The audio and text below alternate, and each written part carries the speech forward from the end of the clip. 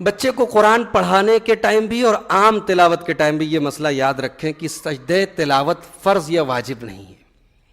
سجدہ تلاوت سنت ہے، مستحب ہے، بہتر ہے. اگر آپ کسی وجہ سے نہیں کرتے تو کوئی حرج کی بات نہیں ہے. اب مان لیجیے کہ آپ تلاوت کر رہے ہیں تو بہتر ہے کہ آپ سجدہ تلاوت کر لیں. اس میں کوئی وضو کا بھی مسئلہ نہیں ہے کہ آپ باوضو ہوں تبھی کریں. لیکن اب بچے کو پڑھانے کے ٹائم استاذ یا شاگردوں کے لیے بہت بڑا مسئلہ ہے کہ وہ ایک ہی آیت بار بار ریپیٹ ہو رہی، کتنی بار آدمی سجدہ کرے گا. تو وہ ایک تکلیف مالا یطاق جس کو شریعت میں کہا جاتا ہے کہ ایسی چیز کی پابندی اپنے اوپر ڈال لینا جس کی ہمیں طاقت نہیں ہے. آدمی وہاں کلاس میں پڑھائی کرے گا یا بار بار سجدہ تلاوت کرے گا، تو وہاں کوئی ضرورت نہیں ہے. جیسے آپ ایسے سمجھیے کہ ہمارے یہاں مدرسوں میں جو لڑکیاں پڑھتی ہیں، اب لڑکیوں کے ساتھ آپ جانتے جو بڑی لڑکیاں ہیں ان کے ساتھ ایک مینسس کا مسئلہ ہوتا ہے.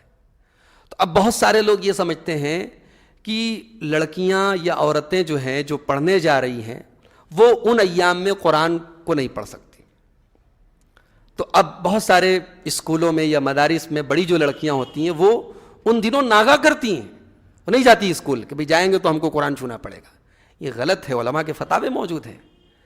اور شیخ ابن باز وغیرہ کا تو فتویٰ یہ ہے کہ بھئی وہ دوپٹے کی آڑ وغیرہ سے یا دستانے وغیرہ سے قرآن کو چھو سکتے. پڑھنے کی تو سب نے اجازت دی ہے، یعنی کلاس میں اگر قرآن پڑھایا جا رہا ہے تو بچی پڑھ سکتی ہے، اس کی تو سب نے اجازت دی ہے. چھونے کے بارے میں شیخ ابن باز وغیرہ کا فتویٰ ہے کہ نہ چھوئے، بہتر ہے کہ وہ دوپٹے سے یا دستانے سے ڈائریکٹ اپنے ہاتھ سے نہ چھوئے.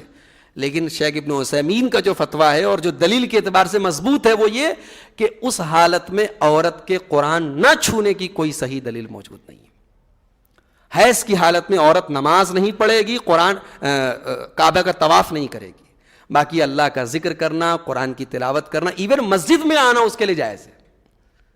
مسجد میں آ سکتی ہے، کوئی درس ہو رہا ہے، کوئی پروگرام ہے، عورت آ سکتی ہے. ہمارے یہاں لوگوں نے بہت بڑا مسئلہ بنا لیا کہ عورتیں نہیں جا سکتی. کتنے بڑے خیر اور کتنی بڑی فضیلت سے ان کو محروم کر کے رکھا ہے. نبی صلی اللہ علیہ وسلم کے زمانے میں تمام عورتوں کے ساتھ یہ مسئلہ تھا. کبھی آپ نے کوئی ایک صحیح حدیث موجود نہیں کہ آپ نے عورتوں کو منع کیا ہو کہ تم اس حالت میں مسجد میں مت آؤ. بلکہ حضرت عائشہ رضی اللہ تعالیٰ عنہ کی جو حدیث ہے، صحیح حدیث ہے کہ اللہ کے نبی نے ان سے کوئی سامان مانگا تو وہ اپنے حجرے سے اللہ کے نبی کو وہ سامان دینے لگی، مسجد کے اندر نہیں انٹری کر رہی تھی. تو اللہ کے نبی نے وجہ پوچھی تو انہوں نے کہا کہ میں حیض سے ہوں. تو اللہ کے نبی صلی اللہ علیہ وسلم فرمایا کہ تمہارے ہاتھ میں تھوڑی حیض ہے، یعنی حیض کوئی ایسی چیز نہیں ہے کہ تم میرے پاس نہیں آ سکتی یا مسجد میں نہیں آ سکتی. تو ایسی کوئی دلیل موجود نہیں ہے کہ ان ایام میں عورتیں قرآن نہیں چھو سکتی یا قرآن نہیں پڑھ سکتی یا ضرورت پڑنے پر مسجد میں نہیں آ سکتی.